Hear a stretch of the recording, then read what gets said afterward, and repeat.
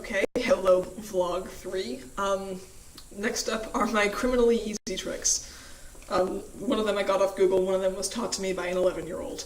And they've got basically the same principle. Actually the same principle as the double lift, but I separated the double lift because it requires skill. But the way the first one works is I show you, the audience, the first 3 cards in the deck. Oh look, there's aces. That nifty. I show you the first 3 cards in the deck. I tell the audience to pick card 1, card 2, or card 3, and they do. They almost always go for 3, I'm not sure why, but 3 makes it nice for me, because then it means I can hide other cards underneath this trick. So okay, you picked card number 3, that's the 3rd card in the deck, right? So 1, 2, 3, this should be your card. Alright, in it goes. And then I whack the deck for effect, and apparently I pull up card number 3. Criminally easy. I got this on Google. What I do is I've not shown you the top 3 cards in the deck. There's a 4th one behind them. So you hide it, and you're setting up your deck like this. So it looks like you've got the top 3 fanning out, but you've actually got this nice one hiding behind it. So that when you collapse the cards again, here, let me pick a card, audience. I'm going to assume you pick card number 2. So we're watching the 6 of hearts? Yes, the 6 of hearts. Collapse the deck. I say, okay, you pick the 2nd card in the deck, so it should be 1, 2. This is actually the hidden card and the 1st card that I showed you, which was apparently the 1st card in the deck. These go into the middle, which is fine because it's not the 6 of hearts. The 6 of hearts is actually left on the top of the deck, because I only took off the 2 that were on top of it.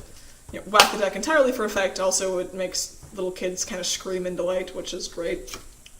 And there's your 6.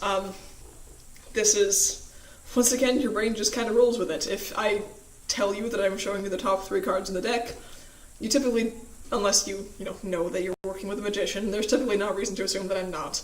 And it does look as if they are the top 3 cards in the deck. So people are usually kind of impressed by this one. Not very impressed, I think they can tell it's simple.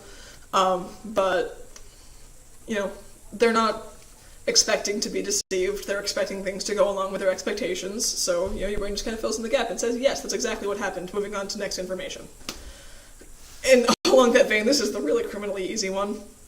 That was taught to me by an 11-year-old. It actually only worked on 11-year-olds, but I've made it work on some older people, with some flourishes. But, I cut the deck to some random place, wah. You look at the 1st card here, it's a 10 of spades.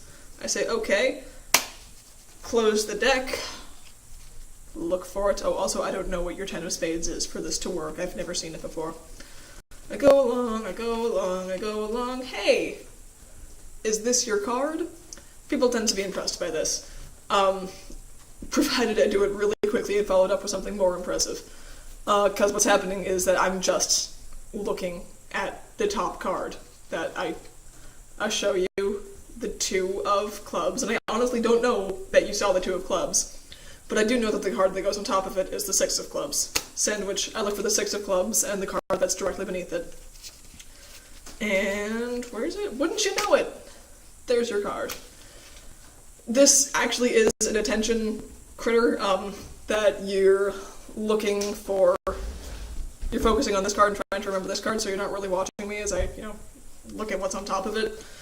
But it also has to do with just, you think it's a pick a card trick. You think it's oh, she's gonna guess my card, she's gonna know somehow, she's gonna, stick it somewhere weird in the deck, it's gonna be weird, she knows what it is. And it's not, it's simpler than that. And that is usually what I'm finding about magic tricks, that the reason the really simple stuff works so well is that the audience expects something really, really clever and devious to fool their perfect brains. In fact, your brain is actually fooled by really simple stuff.